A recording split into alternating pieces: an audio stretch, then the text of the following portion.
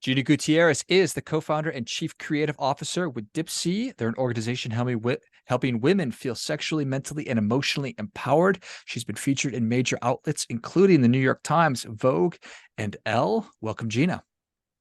Thank you so much for having me. Pleasure to be Yeah, here. excited to have you on the show. Tell us a little bit about your personal life, some more about your work, why you do what you do. Totally. So I am from a town outside of New York City called Oyster Bay and had two Gemini parents with two very different personas that I think made me who I am. My dad is a classic Brooklyn boy, grew up in a house, multi-generational Italian neighborhood, lived with his grandma, mom, aunts, uncles, you name it. Really taught me the value of hard work, taught me the value of trying and being an entrepreneur, and I think really instilled the idea in me that there are no adults in the room, that you have to be your own adults in a room, which I value greatly. And on the other side of things, my mom is from Switzerland. We actually all moved to New York from Zurich, where I was for the first couple of years of my life. And she's a painter. She's an abstract painter. So my dad, kind of an entrepreneur, first of his family to go to college, in finance, working his way up that ladder, and my mom being this free spirit oil painter, I think creates a little bit of a picture of why I am the way that I am. She taught me the importance of beauty, and beauty being not just something that is attractive to look at, but kind of some truth underneath it all, which I think I've always been kind of itching to understand. What is that truth? What are these truths that matter in our lives? And she was also the youngest person to ever get admitted to, or at least at the time, to ever get accepted into the Carl Jung Institute, which is one of the preeminent psychology institutes in the world. So the interest in psychology has also kind of always been a thread. I'd say in our family, runs in the family. And so I grew up in New York. I did my undergraduate at Duke University, which I loved. It was a really amazing experience. I got a taste of the South. And studied psychology there. I've always been interested in why people want what they want and why people do different things than they say they want, and what makes people tick and what makes people excited. And so even though that was always a clear through line, I don't think it was super obvious to me in my undergrad what I should do with that, what kind of career paths made the most sense for me. So I would say I got to my senior year really feeling like I need to figure out what was going to be next, because it wasn't written in stone. It wasn't written in the stars for me. And kind of the classic companies recruited on campus, you saw the Goldman Sachs's of the world, and you saw the Bains, management consulting firms and banks loved recruiting from Duke. And so I wore a lot of pencil skirts that last year, figuring out, like, should I work at any of these places? And I felt kind of intuitively, not only was the work not for me, the sensibility wasn't for me. So I needed to figure something else out. So the first job I took was at Visa. Visa was one of the least typical recruiters on campus, the payments company. And they did something where they basically hired 10 undergrads a year out of all sorts of colleges. And they wanted to put people inside the organization and move them around to give them a sense of all angles of the business. And I thought that sounded amazing. I really wanted to go on the inside of something and figure out how it worked before having to make a decision on what I was going to do every day for years. Turns out you don't have to make year-long decisions anymore. The career trajectory that everyone follows has changed, but that's the advice of my parents, which makes sense. And it was also a one-way ticket to California, which I really wanted too. They're based in San Francisco. So that was a really life-changing opportunity for me. San Francisco is such an exciting place. 10 or 12 years ago, it felt like startups were running the scene. It felt like people my age, my peers, were doing some of the exciting stuff. They weren't just working for the exciting people. It still felt a little bit like we were this pioneer outpost, because back then, students out of Duke, students out of Harvard, they were going to the banks. They weren't going to Google yet. That was more of a upstart path back then, before that really became kind of the cool thing to do. So I felt that pioneering energy there. And I was at Visa for a year, quickly realized that working at a company that wasn't really close to a consumer wasn't for me. I wanted to be really close to the buyers, the decision makers. And a mentor of mine there, Dorothy Kilroy, was really adamant that I needed to talk to her husband, who at the time was the partner at a branding agency. And that branding agency was called Character. And they were helping all these amazing startups in the Bay Area and some bigger companies to figure out who they should be in their spaces, what they should look like, what they should feel like, how they would break through. And I had a coffee meeting with this guy. He was amazing. And it was the first time I ever invented a job from scratch. I basically asked the company to take a bet on me. And I said, underpay me, no problem, but like bring me on in this new role. I think you could use strategy work. I think I could do it for you. And if it doesn't work, it doesn't work. But if it does, that would be amazing. So I did strategy work for them. It ended up being really, really important. I was a brand strategist, kind of shaping the positioning.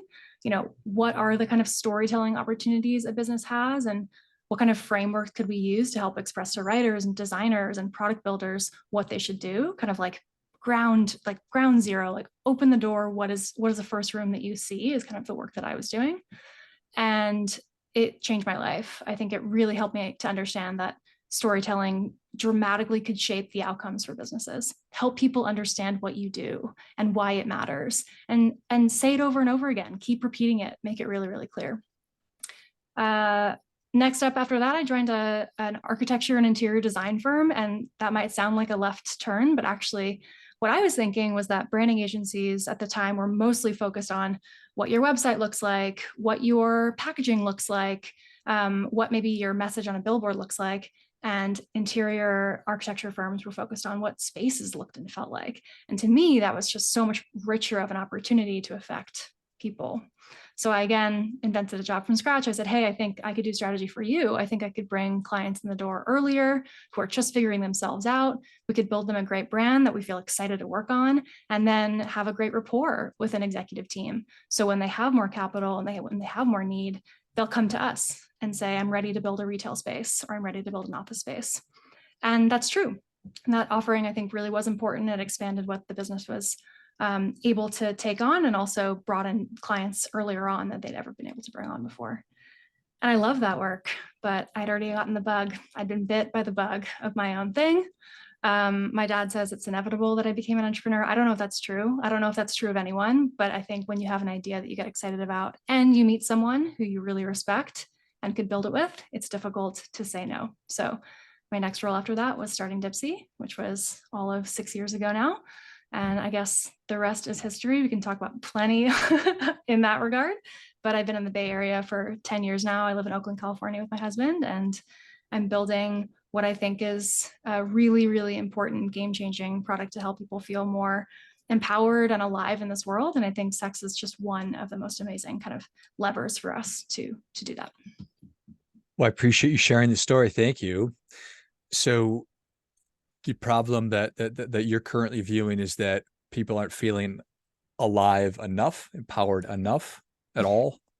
Yeah. So when I first had the idea for Dipsea, I was using knowledge that I'd had since college. So back when I was in college, I had this really wild conversation with one of my best friends who was really interested in the person that she was seeing. She was really excited about him. Dare I say she was in love with him. And she was having a not great sexual experience with him and wondering what that disconnect was. And I asked her once, like, what do you think about when you're in bed with this person? And she looked at me with an absolutely blank stare and said, I have no idea. And it helped me to realize that sex is as mental as it is physical, especially for women. And we haven't been taught that at all. We're only taught that sex is this physical experience. It's two bodies together, and that's all it is. And you get out of bed and you move on with your life. But it's so much deeper and richer than that. And we really do realize that when something's going wrong, when we're preoccupied by something else, when we can't leave work at the door, when we're experiencing all sorts of dysfunction because we're distracted or unsure why we're not feeling attracted to someone, or all these things, all these dysfunctions help us realize it's mental, but we don't really think about it being mental when we're thinking about it being amazing. So I had that insight back in college. I had no idea what to do with that insight, but I had that insight. And then, fast forward 10 years, I was watching companies like Calm and Headspace do something revolutionary with audio. They weren't just telling stories or sharing information like podcasts were doing and succeeding at. They were changing how people felt. And I wanted to do that too. And I felt that there was such an interesting opportunity to make something that felt immersive. So you really could kind of put your day at the door, and imaginative, which was so important. When you look at the differences between how men and women engage with the internet, and I say the internet, like when they're typing in, they're searching for erotic content for themselves. Men are much more likely to type in a body part or a sex act. Women are very unlikely to do that. Women are much more likely to say, I want friends become lovers as a storyline, or I want to hear fan fiction written about two celebrities that have never been together. People want backstory and drama and chemistry and connection. They want stories. And I wanted to tell those stories. So I thought stories were this amazing unlock to help people feel more sexually empowered. And it was a story I had to convince people of, that was true. Because even though I think we intuitively understand that when you read children Aesop's fairy tales or Aesop's fables, you're teaching them about morality, that fiction helps people learn. People were not so ready that fiction would help people learn about sex. But I deeply, deeply believe that that's a major unlock for people, is education that doesn't feel like education that feels fun and entertaining and enjoyable. And so those were the first fights we had to win. Is that true? Well, that's super powerful. I was literally just I just used the story of the little red hen this morning to talk about becoming more financially responsible to people. And it's so Exactly. true. You can use that for any. So why not? Why not intimacy and sexuality? Right, exactly. The Little Red Hen is one that recently came up for me too. That's so funny that you've been sharing it recently, because it's kind of Yeah. it's a counterintuitive tale today, I think, because it's a little bit of, well, if you don't participate in this with me, then you won't get those earnings, which is obviously so important, but I think is not one of the ones that's top of mind in culture today. I think it's an important one. Yeah. Oh, for sure. All right. So I appreciate everything that you said, and I appreciate you sharing the backstory. When your friend was telling you that she just wasn't having a good experience with her partner, and you ask her what she was thinking about, I my question I sort of had, what do you think she should be thinking about? Great question. So I think my observation about that was we were not told or taught how to use our imaginations as a positive versus our minds are just there to hold us back. They're there to produce stress for us. They're there to make us feel insecure. They're telling us stories about whether the person's enjoying it or whether we're doing a good enough job or whatever Hmm. negative experiences are coming up in our brains. We're all very familiar with that. But we're way less familiar with, wow, like I'm really enjoying this. I love the way that my body looks. I love the way that we're interacting. I want to ask for this. I might ask for this in this way because I have a sense of what that language could be. I can use my imagination and actually take myself other places, even inside this moment in bed in a dorm room in wherever we were, Durham, North Carolina. Yeah. I can take myself wherever I want to be. Those are not things we're taught. I was in the TED stage last year talking about how it's wild that we have all these tools for imagination to plan our dream houses. We can go on Pinterest, plan our dream vacation. We can go on Airbnb, plan my amazing scene that I love to set myself up in to have amazing sex. That doesn't exist. Well, now it does with Dipsea. So it's everything. Sums it up. Just about everything. It Making is philosophy into a product is a journey. for sure, for sure. And you sort of touched on it. If I'm apprehensive or I'm nervous, if I'm insecure, if I'm totally in my head about, oh my gosh, does he or she like what I'm doing? Does this feel good for he or she? Am I doing it right? Am I doing it wrong? Oh my gosh, I'm embarrassed. Then how would I possibly enjoy that experience? Right. And how would I know any different? So it is so much, but solved elegantly, and I don't want to say simply, but through story. Yeah, I think it is simply. I mean, we hope that people listen to a Dipsea story and feel transported, that it is a pleasurable experience unto its own, and that people feel like they can engage with their sexuality kind of on their terms. It's not so hard. It's easier, right? Like there's actually nothing wrong with you or your libido. You're not an over anxious, over stressed person. Just listen to a story and remind yourself that it's actually easier than you think. So that's kind of part one. Part two is that you might hear those characters in this fictional story interacting and say, oh, it's so easy to ask for consent that way, or it's so easy to create a kind of safer environment for myself and make sure that we're being safe and protected during sex that way. It's not awkward. It's not embarrassing. You could just say it like that. So that's kind of part two. And then part three is, wow, I feel like my pilot light is turned on, so that maybe I'm in year 20 of my marriage and I get to say, wow, like that was such a fun story that ignited my imagination. It makes me feel more excited to say yes to an advance for my partner or maybe instigate myself. So I think there's a lot of different ways that these stories uh, come into people's lives and improve their sex lives and beyond that, their lives overall. That it totally makes sense. I wonder, I talk a lot about and think a lot about goal setting and thinking about what I want and my beliefs and all those sorts of things. And we oftentimes screw up the order. We think about, I don't think about how I want to feel, or I think about once I get this thing, then I'll feel that way. And why is sex any different?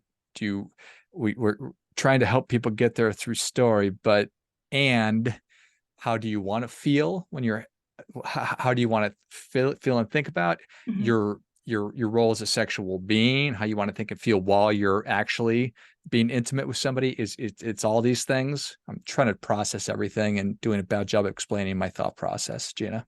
Well, something that I hearing you speak is that like we live in an optimizing culture. Like we are always trying to make things a little bit better, a little bit more efficient, and goal setting is a huge part of that process. Like I want to be here in 3 months' time. I want to be here in a year's time.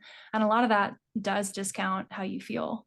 Like how you feel is very secondary. In fact, it's actually maybe something you should control for to get you to where your goals are to optimize.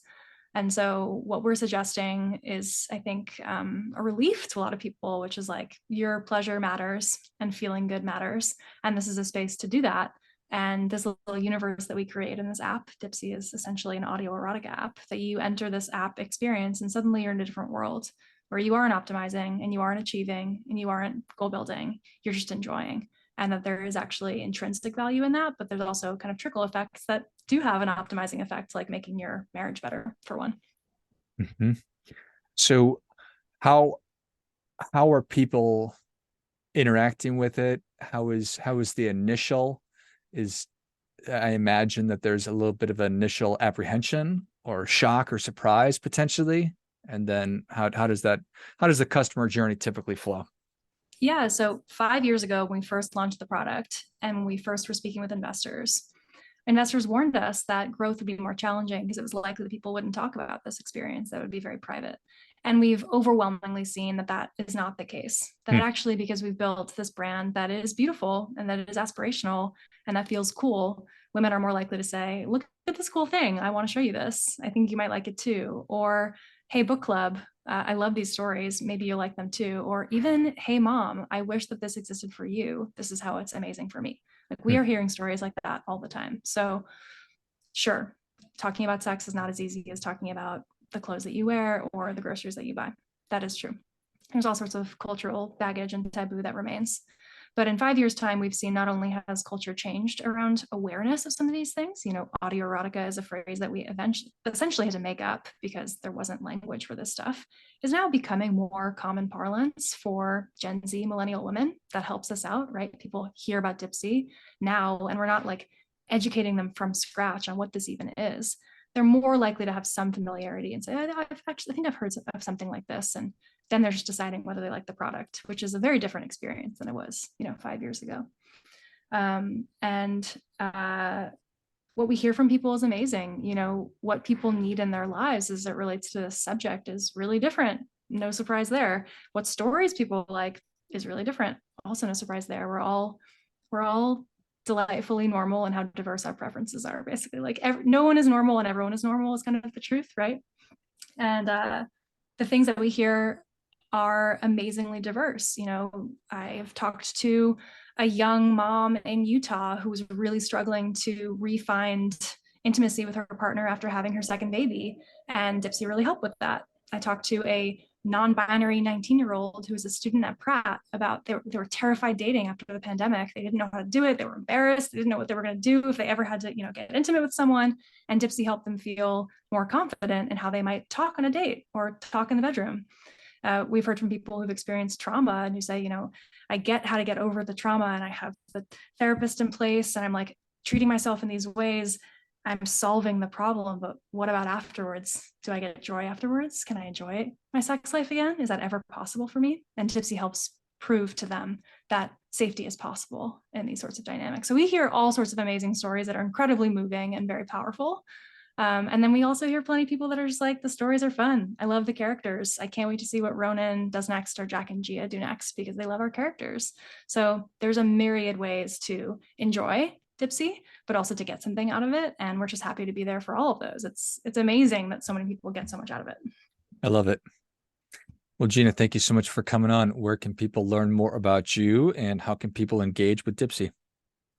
Yeah, if you want to follow us on Instagram or on TikTok, we are always putting out amazing, very funny content. Dipsea Stories at Dipsea Stories. That's spelled Dipsea Stories. And if you would like to try out the product for yourself, we'd love to offer listeners a complimentary 30-day free trial. If you go to www.dipseastories.com/lifeblood, you can find that there. Excellent.